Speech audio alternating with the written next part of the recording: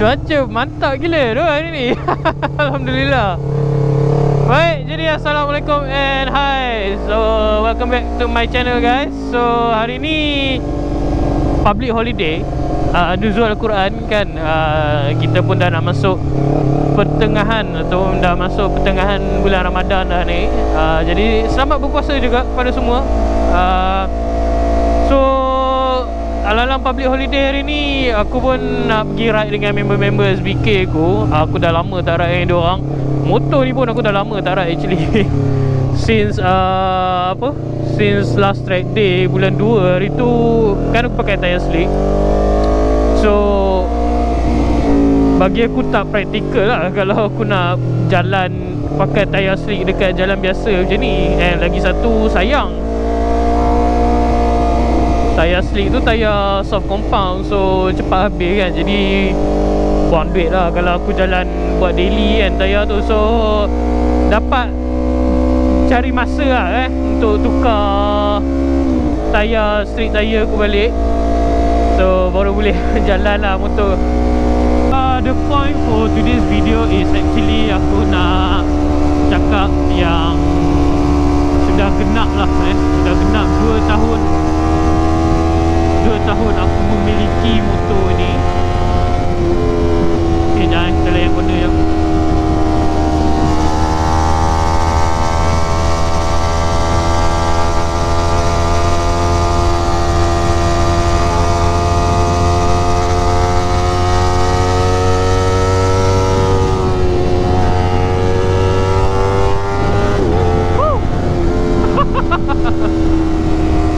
Anyway, so dah genap 2 tahun memiliki motor ni. Jadi aku just nak cerita kat korang serba sedikit lah perjalanan macam mana aku boleh pilih motor CBR ini. Dan juga also another thing aku nak include adalah dari segi cost untuk memilikinya lah. Dari segi basic service dia, insurance, road tax apa semua tu. Nak dijadikan cerita, waktu akhir tahun pada bulan 10, bulan 11, 2022 tu kan MotoGP kan dah lama waktu tu berhenti sebab Covid semua. So 2022 tu dia ada balik. So dekat MotoGP punya event tu ada satu booth iMotorbike.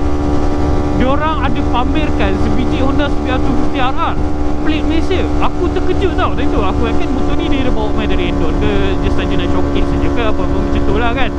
So aku macam wow, this is my dream bike ke. Aku macam, so aku minta izin lah dekat brother tu, bang boleh tak saya nak duduk sekejap kan. Aku cakap hari aku nak duduk. Lepas tu aku minta dia tolong ambil gambar sekali lah. Waktu tu macam apa, bapak smart gila tu motor ni kan. Si minyak je lah for that.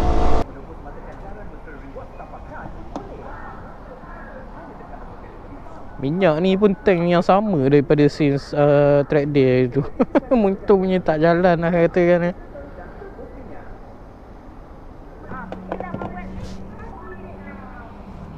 Okey, selesai. RM1. Lebih kurang 20 lah Tadi tinggal 1 bar lagi. So ya, alright. So mari kita mulakan perjalanan semula.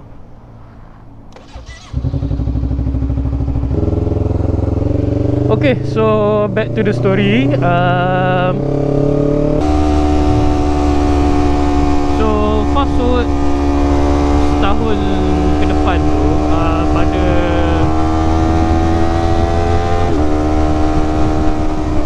2024 lah Alhamdulillah waktu tu aku sebenarnya dah kumpul duit tu time tu bukan untuk beli motor tapi untuk kahwin.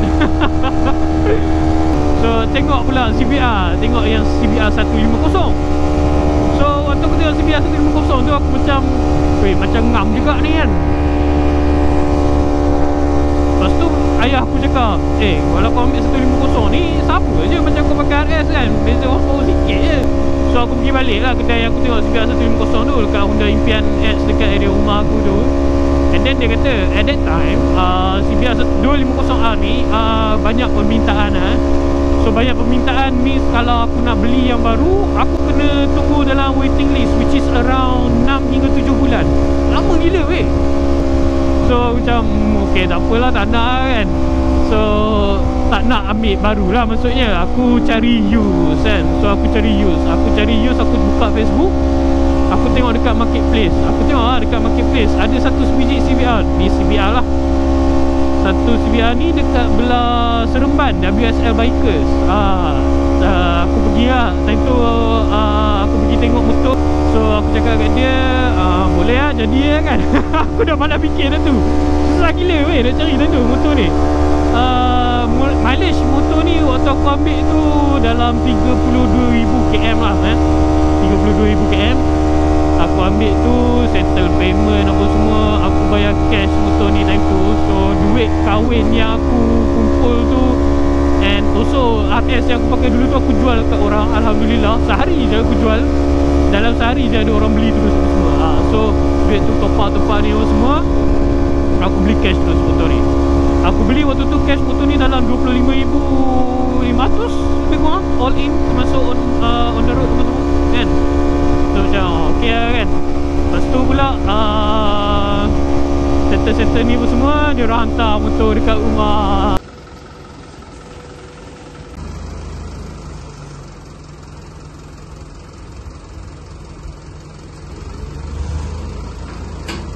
So pada 17 Mac 2023 tu sampailah motor ini dekat tangan aku. Okay, so di mana yang menjadi impian suatu masa dahulu tu, orang kata tercapai lah ya. Dia punya feeling dapat motor tu hari tu memang, ya Allah. Memang gembira yang teramat lah kan, boleh kata. So back to my next point. Dah habis dah lah point pengenalan macam mana aku boleh dapat motor ni apa semua. So the next point is, lepas a few months aku dapat motor ni dekat tangan aku, adalah learning how to ride the bike lah. So aku kena belajar juga cara bawa apa semua kan. So waktu tu naik lah BTIC apa semua, belajar cara nak corner apa semua. But mostly aku banyak tengok tutorial dekat YouTube lah. Cumanya at that time aku tak faham dari segi macam mana aku nak praktikkan tau. Sebab aku just hanya tengok video dan fahamkan teori, tapi macam mana aku nak buat kan. Dan bila aku buat tu betul ke tak, aku tak tahu nak refer dekat siapa. So aku jumpa satu website ni yang mengajar teknik-teknik riding ya, teknik-teknik riding. So website ni daripada School of Nidau. Okay, aku tengok dia punya course-course yang dia ajar tu semua. And one of them tu, course tu agak affordable, which is dia panggil module 1, RM250 ke RM300 tu, aku tak ingat, lebih kurang situ je, tak mahal. And selama 2 jam ke 3 jam buat session dia. Dia buat dekat parking lot, dekat belah mana aku tak ingat lah. So dekat situ aku pergi register. Aku belajar dengan coach, nama dia Jet Eli daripada Sekolah Nidau. Okay, so Jet ajar aku untuk, waktu tu dia tak suruh aku bawa motor aku sendiri. Dia orang provide motor dia orang, which is Kawasaki Z125. Kecil gila motor tu, memang comel. So memang kalau untuk training tu kan, memang sesuai gila lah. So ya, memang bagi aku waktu tu aku masuk kelas di School of Nidau tu memang sangat-sangat membantu aku for me to become who I am today lah. Bukan nak kata aku ni power ke apa, tapi maksudnya aku faham dari segi riding. Aku faham kenapa aku kena lean my body off dalam corner. Sebab sekarang ni yang aku perasan lah, especially dekat scene BTIC ya, lately ni ramai sangat new rider. Dia orang terkejar-kejar sangat nak nidau, tapi dia orang pun tak faham kenapa kena dia orang buat macam ni, kenapa dia orang kena buat macam ni. Sebab for me, kalau kau new rider, kau nak belajar pasal ni semua, of course the best place, another thing for this is the track lah. Tapi the track will cover that later. Tapi kau boleh masuk kelas sekolah nidau macam ni. Okay, kau spend je just a few hundred ke apa semua macam tu, and then kau belajar dengan diorang. Diorang akan ajar mana yang betul, mana yang kau patut buat, tak patut buat, apa semua. So benda tu sangat membantu lah Dan sejak aku masuk kelas tu lah, aku jadi lebih tertarik kepada track riding. it's better that you practice in a safe environment with somebody yang professional, yang tahu apa yang dia cakap. Okay. Sebab bagi aku macam aku just nak belajar dari segi teknik riding je kan. Aku tak nak fokus make up sangat sebab aku pun tahu barang motor mahal, aku pun tak banyak duit. So pokok baju di badan sendiri. So the next point is yang CBR ni punya maintenance. Kos penjagaan CBR 250RR ni macam mana sebenarnya?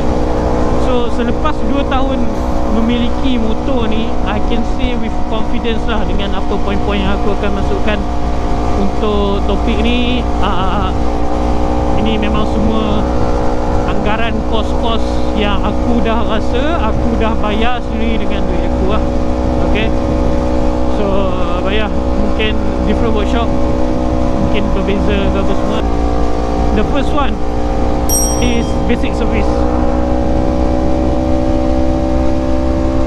So basic service motor ni biasalah, minyak hitam, oil filter. Minyak hitam selalunya aku pakai Motul yang 7100 tu, 1040 fully synthetic. 2 botol lah silap aku, 2 botol, and then oil filter lebih kurang dengan dengan upah aku semua tu lebih kurang 250 RM250 plus macam tu lah, lebih kurang. So yang tu setiap 5,000 aku akan tukar lah, aku tukar semua. So itu untuk basic service lah. And then the next one kita akan masuk kepada valve clearance. Valve clearance. Bonet tu buka baru tu.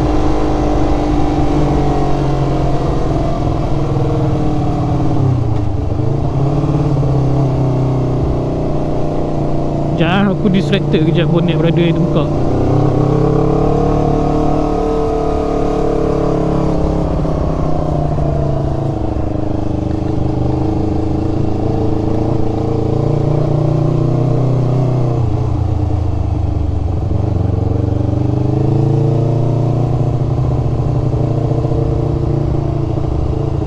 Nak tolong tutup bahaya. Orang dia faham lah. Okay, dia berhenti. Okay, yeah, so anyway, mengenai valve clearance ataupun lebih dikenali sebagai VC VC. Okay, so VC waktu tu anggaran kos yang dikenakan kepada aku time tu lebih kurang RM1,000. Okay, tukar spark plug, apa lagi, shims yang bulat-bulat tu semua. Okay, spark plug original Honda untuk CBR ni punya satu batang 150 original dia. So motor 2 silinder, so pakai 2 lah. So 300 dah automatic dekat situ lah. Okay, lepas siap valve clearance tu, masuk kepada major service lah. Major service ni which is yang happen boleh kata recently juga, which is last year, lebih kurang bulan 10 macam tu. So major service aku buat dekat Hashim. Okay, yang ni dia depends jugalah. Ini pun aku bagi anggaran juga sebab aku tak boleh nak bagi total figure. Reason is sebab aku tukar benda-benda lain sekali. Untuk major service aku buat top set. Okay, aku buat top set, and then aku also tukar piston aku.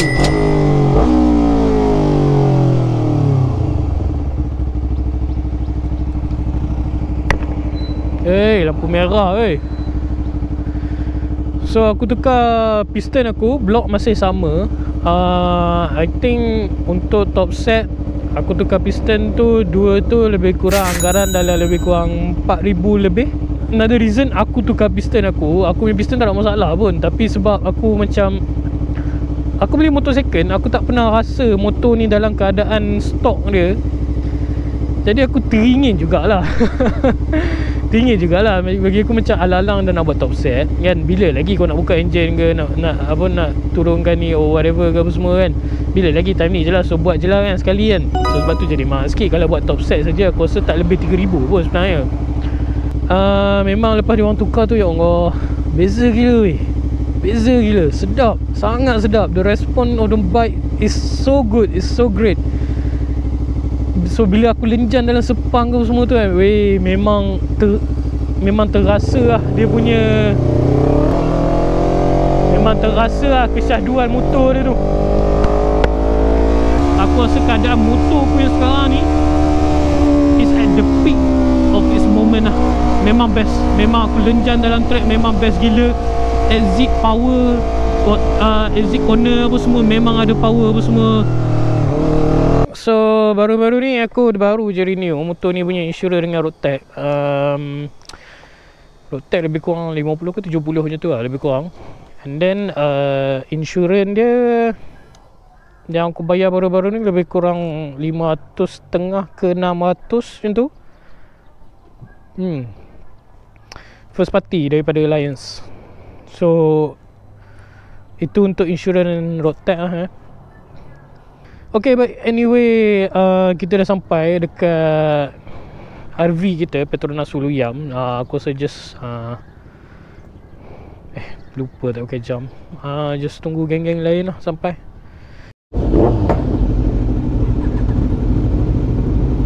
One more.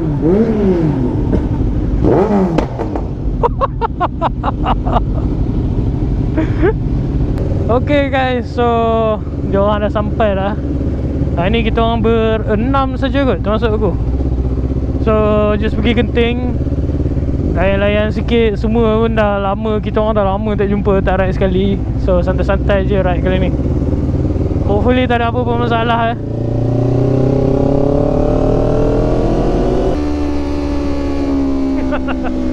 Ini semua get ready nak layan corner ni.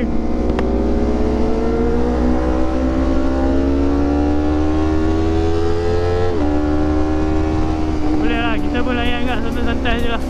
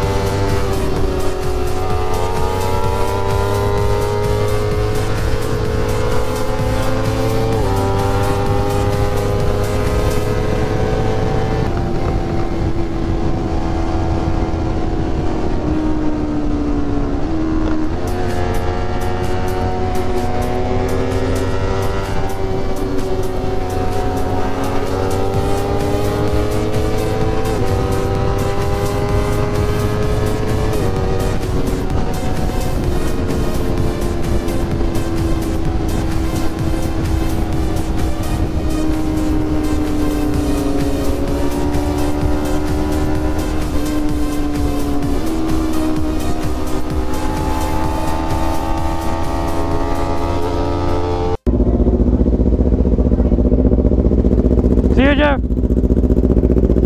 Bye, Chris. Bye, Zach. Bye, Daniel. Take care, Ren.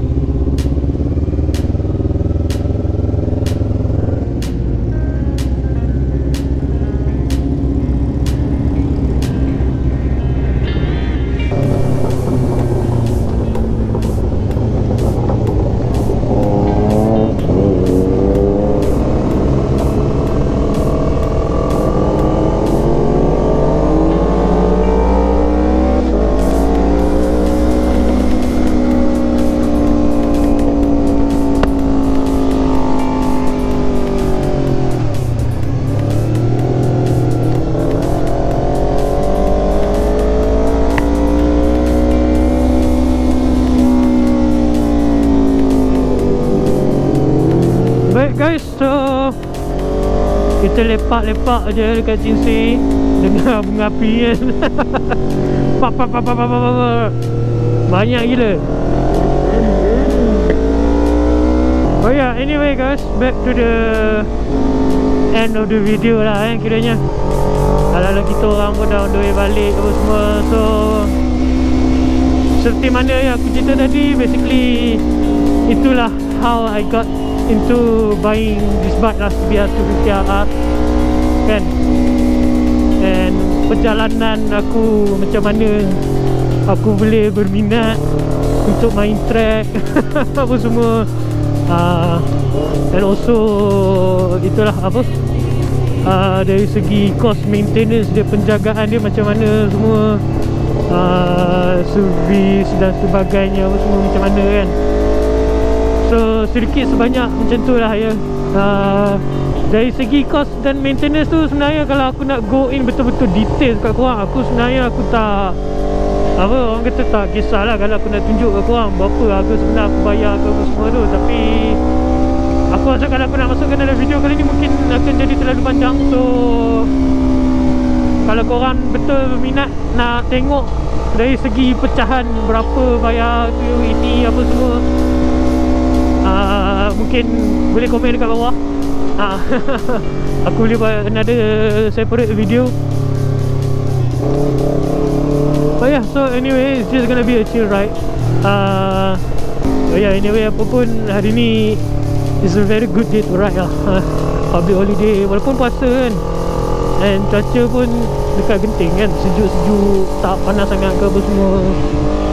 So just santai-santai je.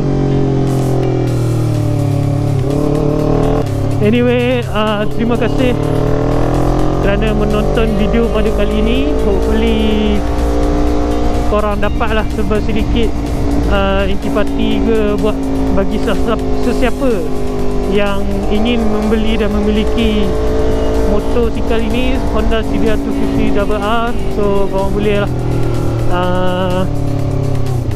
ambil poin-poin yang aku cakap tadi apa semua, yang mana korang boleh pakai dan put into your consideration untuk beli motor ni. Okay, bagiku, aku sangat-sangat puas hati lah aku ambil motor ni.